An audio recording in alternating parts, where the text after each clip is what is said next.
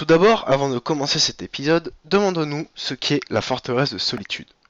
La forteresse de solitude, qui est apparue dans le Action Comics numéro 241, est la forteresse dont nous allons parler aujourd'hui et se situe principalement en Antarctique.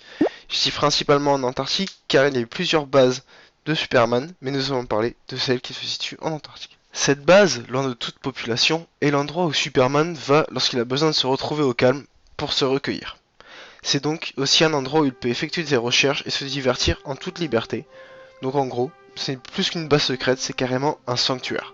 Maintenant, penchons-nous sur ce que contient ce fameux sanctuaire.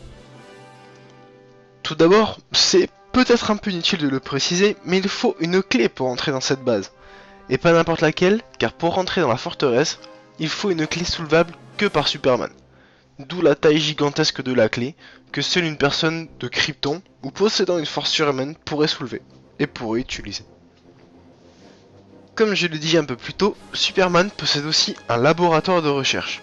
C'est dans celui-ci que Superman fait des recherches notamment comme les remèdes contre le cancer pour aider les terriens, mais il effectue aussi des recherches pour guérir sa faiblesse face à la kryptonite. C'est aussi dans ce laboratoire qu'il mène ses enquêtes et qu'il analyse les indices lorsqu'il en a besoin. Krypto. Krypto est le chien de Superman. Krypto possède tous les pouvoirs d'un kryptonien, sous un soleil jaune comme le vol, la vision thermique, l'incroyable force ou encore l'invulnérabilité. Cependant, il est à noter que comme c'est un chien, ses sens sont bien plus développés que ceux de l'homme. Il est aussi sensible à la kryptonite, malheureusement. Pour la petite info, Krypto n'est pas le seul super chien de DC Comics.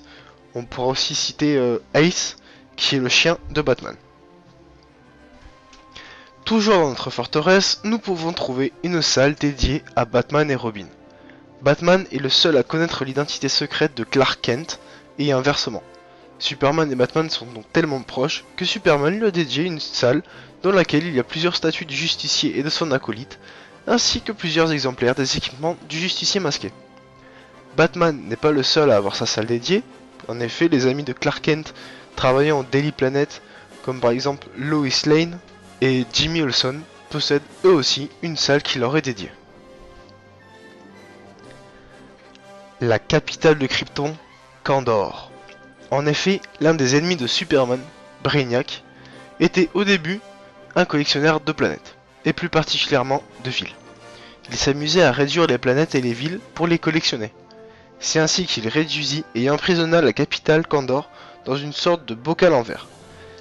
Et donc Superman la conserve dans la forteresse en attendant de trouver un moyen de lui redonner sa taille normale.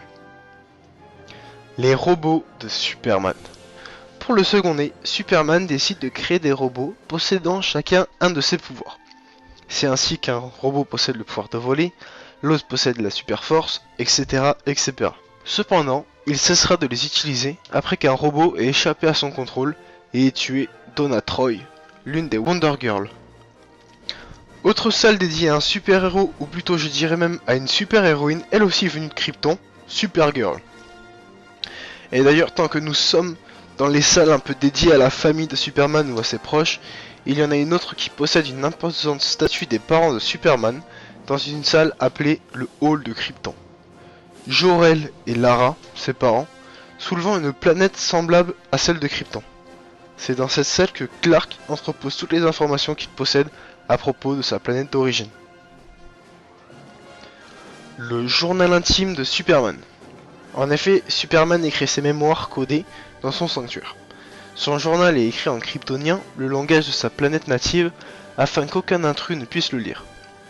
Et pour écrire son livre qui est principalement constitué d'acier, Superman doit utiliser soit un graveur, soit sa vision thermique. Rien que ça. Enfin, en dernière position, le zoo intergalactique de Superman.